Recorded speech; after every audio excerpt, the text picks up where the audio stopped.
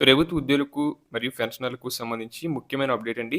ఈ సంక్రాంతి పండుగ వేళ కేంద్ర ప్రభుత్వం నుండి ఒక భారీ కానుక అందబోతుంది. మీ జీతాలు భారీగా పెరగనున్నాయి. ఇక విషయంలోకి వెళ్తే కేంద్ర ప్రభుత్వ ఉద్యోగులు మరియు పెన్షనర్లు జనవరి 1, 2026 నుండి తమ కరువు భత్యం డిఏడిఆర్‌లో 2% పెరుగుదలను అందుకోబోతున్నారు. ప్రస్తుతం 58%గా ఉన్న డిఏ ఈ పెంపుతో 60%కి చేరుకుంటుంది. ఇది కేవలం అంచనా మాత్రమే కాదు, ప్రభుత్వ గణాంకాల ఆధారంగా వస్తున్న స్పష్టమైన సంకేతం.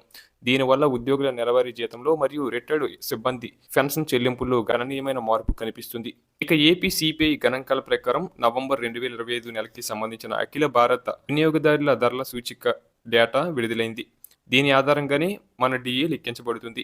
డిసెంబర్ 31, 2025న లేబర్ బ్యూరో విడుదల చేసిన డేటా ప్రకారం సూచిక 0.5 పాయింట్లు పెరిగి 148.2కి చేరింది. జూలై 2025లో 58.53%గా ఉన్న డిఏ ఆగస్టులో 58.94%కి చేరింది. సెప్టెంబర్లో 59.29%కి, అక్టోబర్లో 59.58%కి మరియు చివరగా నవంబర్లో 59.93%కి చేరింది. దీని అర్థం ఏంటంటే డిసెంబర్ నెల సూచికలో ఎలాంటి మార్పు వచ్చినా డిఏ 60% మార్కును దాటడం ఖాయం.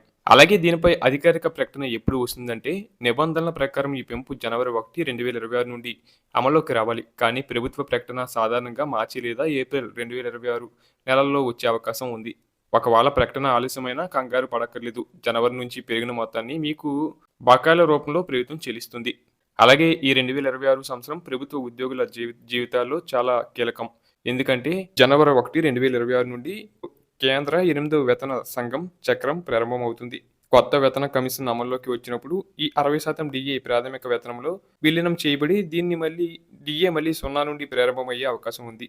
దీనివల్ల మీ షిప్మెంట్ ఫ్యాక్టర్ పెరిగి గ్రాస్ శాలరీలో భారీ మార్పు వస్తుంది. పెరుగుతున్న ధరలకు అనుగుణంగా ఈ 2% పెంపు మీ చేతికి అదనపు నగదును అందిస్తుంది. అలాగే రిటైర్డ్ సిబ్బందికి పెరిగిన డిఆర్ వల్ల నెలవారీ ఖర్చులకు మరింత వెసులుబాటు కలుగుతుంది.